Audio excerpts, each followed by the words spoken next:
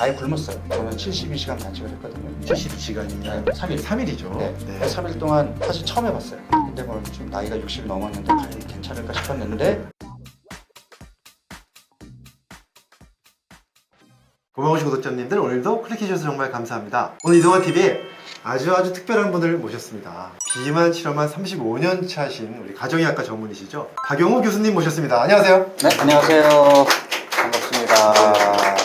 사실 또 제가 좀 개인적으로 또 궁금한 게, 사실 저도 이제 교수님 책을 보고 사주 프로그램을 바짝 봤잖아요. 이 책 말고 이제 그 내 몸의 혁명. 예. 도전해보고 싶은 생각이 있었지만 솔직히 자신감이 좀 없었어요.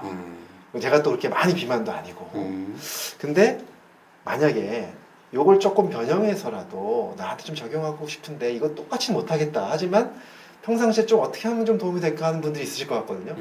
그런 분들한테 좀 약간의 좀 팁이 있을까요? 네. 그러니까 저는 뭐 아주 몸이 망가진 몸이 아닌데다가 저는 그렇게 뚱뚱하지 않아요라든지 네. 아니면 아직은 제가 좀 건강하다고 생각하는데 그냥 계속 건강을 유지하고 싶어요. 그렇습니다. 네, 이렇다 그러면 네. 굳이 이 프로그램 들어가실 필요 없이 네. 건강식을 챙겨 드시다가 네. 간간히 간헐적 단식을 하는 걸 저는 바라거든요. 네네. 그러니까 이 박용호가 주장하는 간헐적 단식의 핵심은 네. 단식에 있는 게 아니라 네.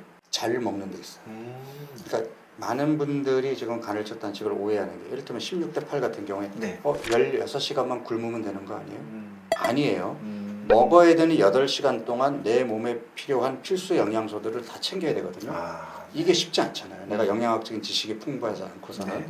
그래서 저는 16대 8보다는 14대 10을 권하거든요. 14대 10. 그러니까 14시간 공복, 그리고 네. 10시간 동안에 내 몸에 필요한 필수 영양소들을 충분히 챙겨 먹는다.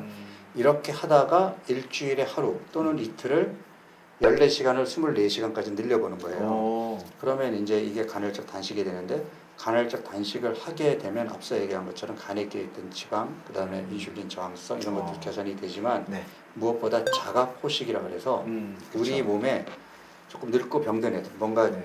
단백질이 제대로 찌꺼기들. 작동이 안 되는 네네. 이런 것에서 그 덱기스들을 끌어와서 새로운 세포를 만드는 데 쓰고, 네. 걔네들을 이제 그러니까 자가 포식이라는 게 내 걸 스스로 먹어버린다는 그쵸. 얘기니까 네. 그렇게 해버리면 세포가 좀 젊어져요. 미토콘드리아부터. 네. 뭐라고 요즘에 뭐 가속노화, 저속노화 유행인데 노화 속도도 조금 늦출 수 있지 않을까 하는 게 제 생각이거든요. 네. 그래서 잘 챙겨 먹다가 간간히 굶으면 그러면 우리가 흔히 소식하면 장수한다고 얘기하는데, 그렇죠. 소식을 몇 끼니 적게 먹으면 그 스트레스거든요. 내 몸에서도 아니 포만감도 없는데 그냥 수준 내려놓으라 그러면 그렇죠. 스트레스잖아요. 그러니까 먹을 때 건강식으로 잘 챙겨 먹다가 그 다음에 일부러 공복을 즐기면서 굶으면 그러면 전체적으로는 소식이 아닐까요? 그러네요. 네. 네. 그리고 이게 이제 우리가 홀메시스라고 이제 표현을 하는데 뭐냐면 우리 몸에 약간의 견딜 수 있는 스트레스를 줌으로써 몸을 더 건강하게 하는 건데, 대표적인 게 운동이잖아요. 그렇죠. 그럼 운동 뭐 좋아서 하는 사람도 있지만 저는 되게 싫어하거든요. 힘들어서. 근데 하면 건강해지니까 한단 말이에요. 그럼 운동이라는 게 뭐냐면 내가 일상에서 그냥 걷거나 그냥 평범하게 신체 활동을 하면 되는데, 이거를 의도적으로 숨이 차게 막 뛴다거나 아니면 의도적으로 근섬유를 찍기 위해서 막 무게를 친다든지, 네. 이거는 나를 힘들게 하는 거잖아요. 그렇죠. 네. 근데 결국은 근섬유가 더 단단해지고 숨이 찬 자극 때문에 심폐지구력이 좋아지고 결과적으로 몸이 건강해진 거잖아요. 네. 그러면 이 운동의 대척점에 있는 게 단식이거든요. 아니 몇 끼니 그냥 잘 챙겨 먹으면 편한데 일부러 굶어 힘들죠. 네. 음식 생각도 나고 쪼르륵 꼬르륵 배에서 소리도 나고.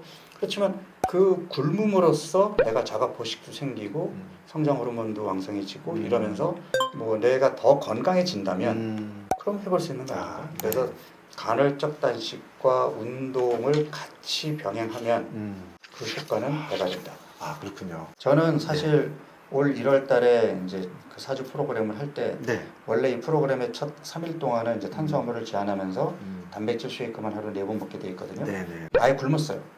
저는 72시간 단식을 했거든요. 이 건강한 사람이 72시간까지 단식하는 거는 기초대사량 떨어뜨리지 않고 네. 몸에 큰 무리가 가지 않게 할 수 있다라고 돼 있어요. 이론적으로. 72시간이면 3일. 3일이죠. 네. 그래서 3일 동안 사실 처음 해봤어요. 근데 뭐 좀 나이가 60 넘었는데 과연 괜찮을까 싶었는데 뭐 저는 네. 둘째 날 조금 기운이 없었던 것 빼고는 오히려 셋째 날에는 정신도 맑고 그래가지고 셋째 날이 제일 바빴었거든요. 뭐 여기저기 강의도 다니고 했었는데 그때 뭐 그냥 카랑카랑한 목소리로 강의 잘 하고 네. 그리고 딱 그때 이제 첫 끼 먹으면서 그 음식의 소중함을 느꼈습니다. 네, 느꼈죠. 네. 그 요즘에 보면 이제 또 제로 음료 많이 나오잖아요. 네. 제로 음료 또 이제 맥주 같은 거는 노알콜 맥주 나오고 이제 그런 걸 대신해서 드시는 분들 많이 있는데 그런 거 좀 어떻게 생각하십니까? 그러니까 제로 음료라는 게 이제 인공감미료인데 네. 저는 제가 이제 오랫동안 비만 환자들을 보면서 느꼈던 게 뭐냐면 네. 앞서 이제 음식 중독에 대한 얘기도 했지만 이 단맛이라는 게 네. 이거 쉽게 끊기가 어렵단 말이에요. 맞아요. 그래서 일단 설탕, 당 중독이 돼 있는 사람들이 저는 정말 단 거 못 먹으면은 뭐 집중도 안 되고 뭐 일을 못 하겠어요 하는 사람에게 네.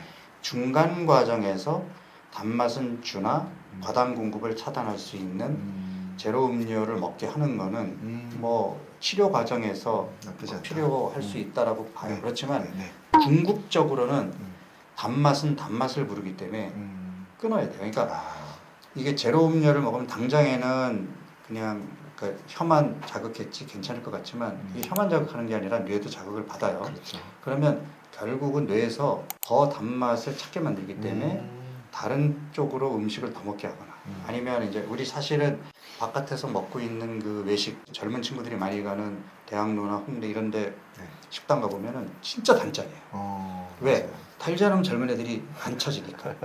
그러면 그런 데 가서 설탕 음료만 안 먹었을 뿐 달달한 음식을 더 먹게 돼요. 네. 그래서 제로 음료를 먹는 것을 저는 기본적으로는 권하지 않습니다. 네. 그러니까 어떤 그 과정 중에서 잠깐 대하는 게 있으니까. 뭐 그 정도까지만. 네. 노알콜 맥주는 어떤가요? 이게 저도 이제 너날콜 맥주가 이제 그 한 달 동안 술 끊으면서 네. 맥주 생각날 때 찾아다녀봤는데 너날콜 맥주가 우리나라에서 나온 것도 있고 외국산도 있는데 네. 저는 이제 이런 식품을 선택할 때 네. 원재료명을 꼭 봐요. 살펴보거든요. 네. 인공 첨가물이 정말 장난 아니게 많고요. 아. 어떤 너날콜 맥주는 탄수화물 함량이 엄청 아. 많고요. 그래서 굳이 차라리 그냥 그 진짜 맥주를 마시는 게 낫지. 그 정도인가요? 네, 그래서 저는 물론 국산 맥주 중에 비교적 그 인공 첨가물도 적게 들어있고 탄수화물도 없으면서 맥주 맛을 내는 좋은 제품이 하나 있긴 해요.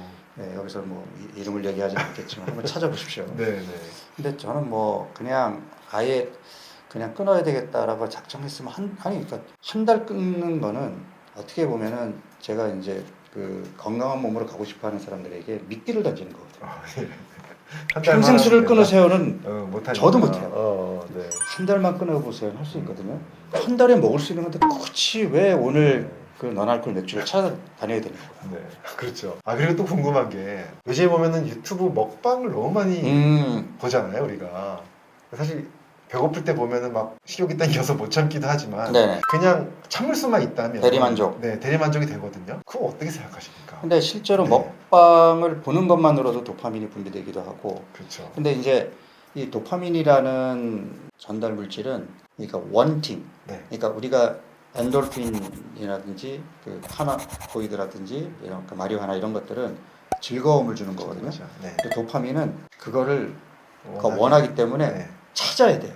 결국 그 저 방송 보다가 동영상 보다가 옷 이렇게 주섬주섬 입고 나가서 편의점 가지고 사와서 먹게 되거든요. 그래서 가급적이면은 조금 자제하는 게 어떨까 싶습니다. 먹방도 자제하는 게 좋겠다. 네. 아니 그러니까 즉 음식을 내가 컨트롤할 수 있는 사람이면 상관이 없어요. 그렇지만 이미 음식 중독에 빠져 있는 사람이면 너무나 먹고 싶은데 이걸 참아야 되니까 나는 먹방으로 대리만족할래 실패합니다. 그렇군요. 알겠습니다. 네, 오늘 우리나라 최고의 비만 전문가이십니다. 네, 35년 동안 한 길만 걸어오시는 우리 박영욱 교수님 모시고요. 너무 좋은 이야기 들어봤습니다. 스위치온 다이어트에 대해서 많은 분들이 이제 이해가 되셨을 것 같고 또 원장님의 이 새로 나온 책. 이 책에 네. 그러니까 스위치온 다이어트 4주 프로그램을 하시면서 궁금했던 분들의 네. 가장 많이 나왔던 질문에 질문들을 대한- 또 여기 다 네, 앞부분에 있더라고요. 네. 답변에 대한 넣었거든요. 것도 있고 네. 또 이 책 이전에 나왔던 내 몸 혁명도 네. 큰 도움이 됐었거든요. 그리고 그 네. 사주 프로그램을 일목요연하게 볼 수 있게 표로 또 만들어 놨으니까 여기에요. 네, 그래서 네. 두꺼운 책 읽기는 조금 버겁고 나는 그냥 속성으로 빨리 보고 싶었거든요. 이 책을 사보시면 됩니다. 네, 좋습니다. 너무너무 감사드리고요. 또 다음에 또 기회가 된다면 또 방용 교수님 또 한번 모시고 좋은 이야기 나누도록 하겠습니다. 너무 수고 많으셨습니다. 오늘 여기까지 하겠습니다. 불러주셔서 네, 감사합니다. 감사합니다.